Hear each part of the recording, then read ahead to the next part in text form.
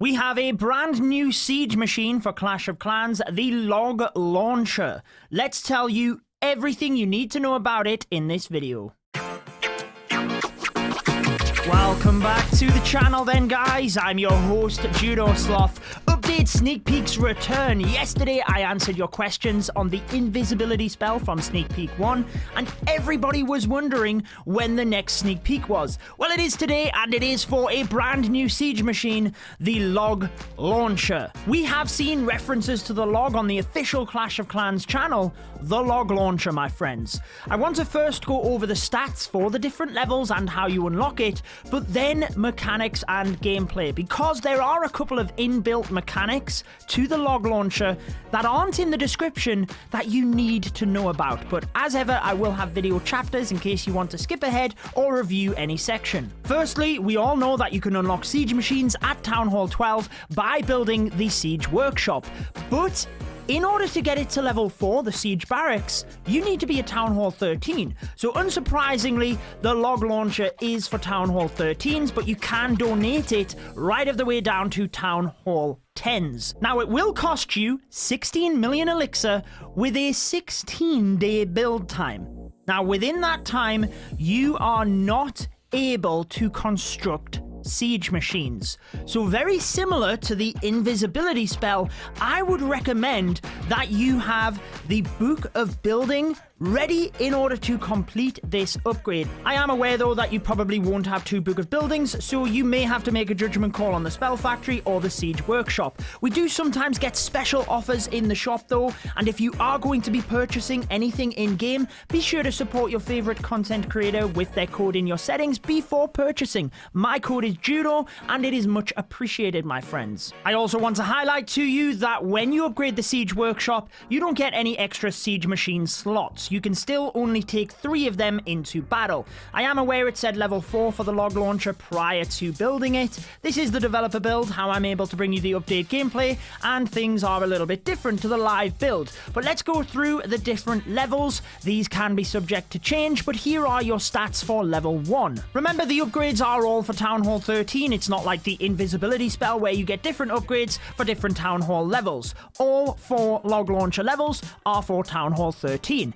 As you upgrade to level 2, you get an extra 20 damage per second and an extra 400 hit points. What I will say is the hit points are really important when it comes to the Log Launcher. You will see why. So 8 million elixir, 10 days for the first upgrade, 11 million elixir and 14 days for the second upgrade to level 3, with again an extra 20 DPS and 400 hit points. Then finally, as we go to the last level, 14 million elixir, 16 days, with again your extra 20 DPS, 400 damage per second, giving you the maximum level 4 Log Launcher. How does the Log Launcher work then? There are some inbuilt mechanics that I will try and explain one by one.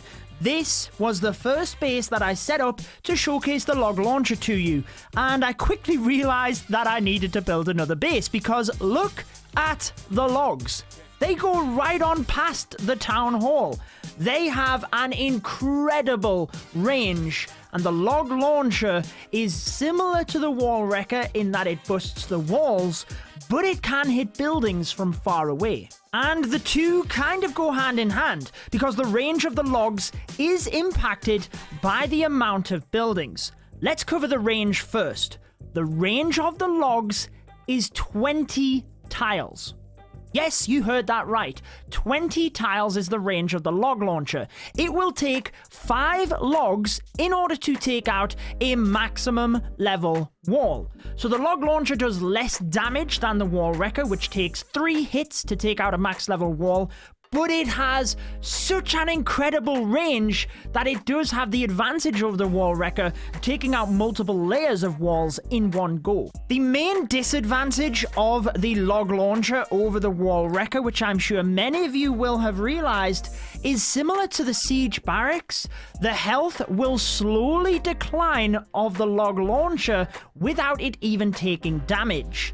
Now, this is only sneak peek 2. Remember, guys, there are more sneak peeks to come, so be sure to subscribe and turn on the notification bell. We are so close to 400,000 subscribers. Maybe we will get there before Christmas. Thank you so much, guys, for the support. I know I said the buildings impact the range of the log launcher. I will get to that, but I thought I would take a step back in case the question was asked. The log launcher, similar to the wall wrecker and the battle blimp, is attracted to the town hall, so you can deploy it anywhere on the map. It will beeline towards the town hall, but just know that because its health diminishes over time, you probably won't make it all of the way through the base to the town hall, which you can do with the wall wrecker. Exactly the same as the wall wrecker and the battle blimp, when the log launcher gets to the town hall, it will destroy itself and automatically let out the clan castle troops. The log launcher has an incredible range then. It just rolls the log through the walls, the buildings, everything.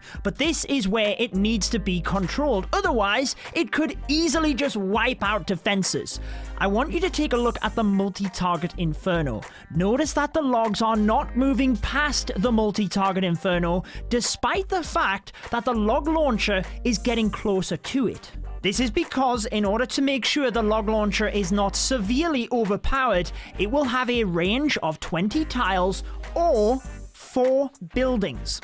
So notice that the logs were stopping at the Eagle artillery. Now that the 2 air defense are down, the log can move on past that and towards the multi-target inferno. This is something not mentioned in the description, but obviously very important for you when deciding which base you might use the log launcher for. Quickly comparing the stats of the log launcher to the wall wrecker, because I do think they will be used similarly, but they both have pros and cons. Now, the log launcher has a movement speed of 5. We do know about the diminishing health. The wall wrecker does not have to deal with that. It also has a movement speed of 12. Now, because of this, I believe the wall wrecker will be better if you're sending it all of the way through the base with your army. It can keep up. The log launcher, though, does have some advantages. Often we use the wall wrecker to get access to the base, but also to tank, whether it be for a kill squad or the entire army, like I said. You would never do that with a log launcher because it has less health, it has diminishing health, and it is slower. Your troops might get ahead. But look at the range. Count the amount of buildings. Even if we counted the cannon, that was only 3 buildings. So the logs have 20 tiles, and they can open up the walls behind the town hall. So think about a queen charge where you don't need the tankage per se. I haven't had to use wall breakers or a jump spell, and I have pathing for my queen through the base. No other siege machine could do that. Yes, I could have had better clan castle troops, but I'm purely demonstrating the possibility to you here what the log launcher can open up in the base.